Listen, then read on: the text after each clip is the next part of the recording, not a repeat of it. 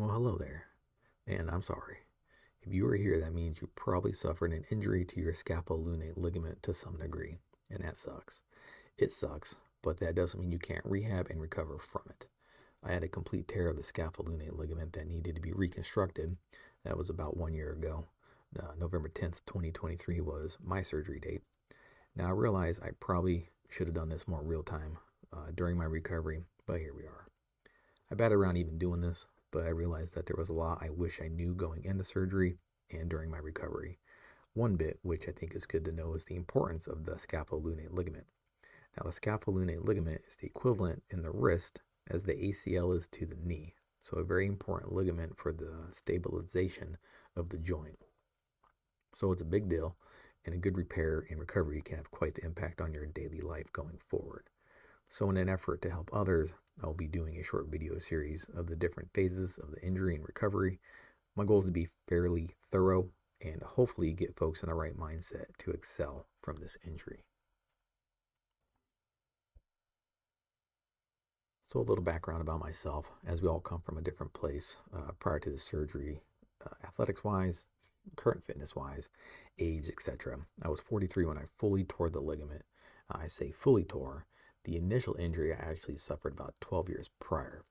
Now, I'd always been training for something, started when I was around 10 years old with lifting weights. And at some point, I fell into endurance calisthenics. If you're familiar with the Bud's warning order, then you know what I'm talking about. I would alternate that with bodybuilding. Even the period after I got out of the Navy, I raced bikes for a while. So, as an example of where I fluctuated between, I would be racing bikes at 160 pounds, endurance calisthenics 175 to 195, and then up to 220 for bodybuilding. And I've been fairly strong throughout that time frame. I've been able to bench 285, which is good for me. I know some folks might not think that's all that strong, but it was good for me. Squatting 315, Romanian deadlifting 315. And in contrast to that, I would be able to knock out 600 push ups and 150 pull ups or more in a workout when I was doing endurance calisthenics. So my background is pretty varied. Arnold, high volume, weightlifting, contrasted with Mike Mentzer's heavy duty, which I felt was superior, at least for myself. All right. So when I initially injured the wrist, I had hurt both of them. I was bulking back up after bilateral inguinal hernia repair, and I was doing wrist curls with the barbell. I had done these forever, usually with dumbbells, but at this time I was using a straight bar and was squatting down, using my thighs as a bench and hanging my wrist off of my knees. I was using way too much weight, high reps. I didn't really bat an eye at it, but the position restricted the range of motion of my wrist, and the position created a problem. And after about 4 weeks of this, having felt pain each time, but not muscle pain, I mean, I had a good pump and a good burn, but there was a burn in my wrist, and the burn was at the ulnar aspect of the wrist and in the middle of the wrist at the scapholunate. But I'm stubborn and stupid.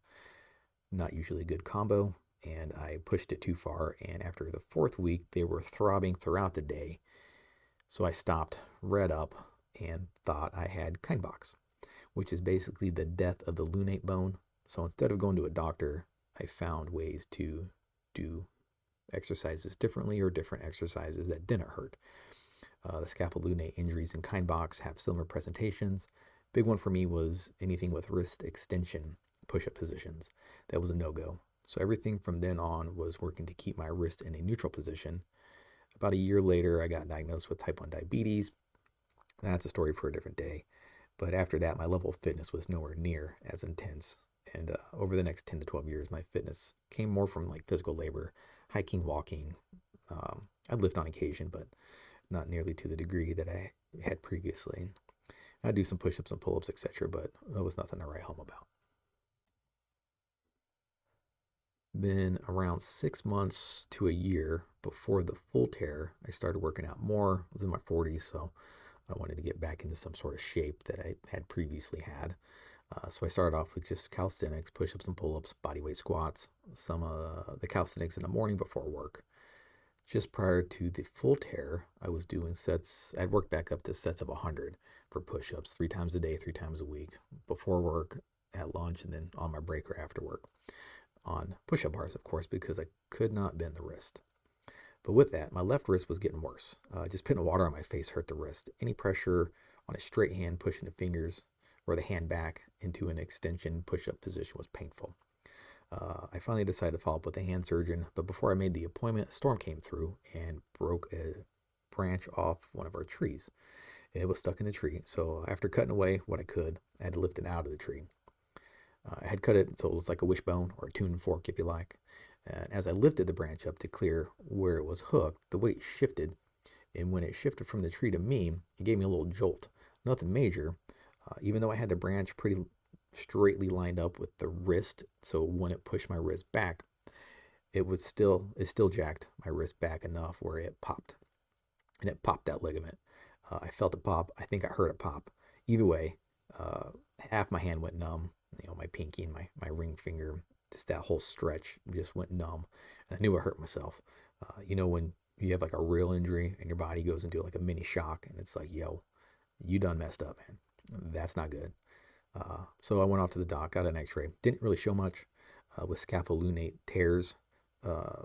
A lot of time, especially on x-ray, you have to be x-rayed under a load.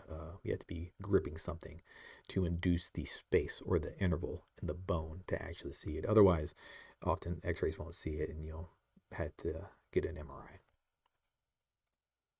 So after that, I did go see my surgeon and did get an MRI, and sure enough, it was a full tear. He gave me the option of surgery or not, but do you really have a choice?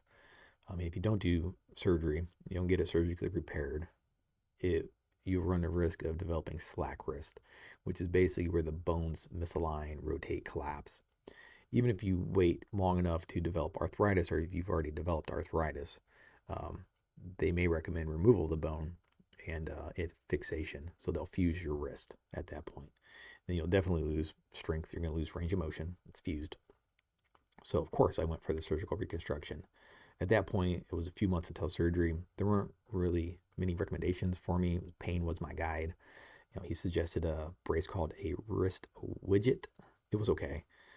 It basically is just a little strap that has a space for your ulnar, the head of your ulnar bone, to stick out. It was okay.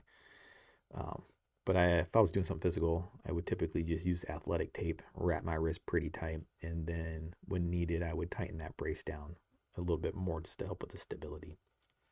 The worst part was, though, my ability to open jars was trash at that point. Just one thing I would recommend finishing this video off is wherever you're at in this journey is to get a digital grip strength meter. You can get them for $25 off Amazon.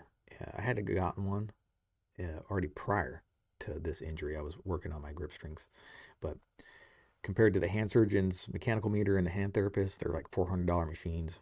Mine was in line with all of them. It was calibrated to each, so $25 is a much better price on those.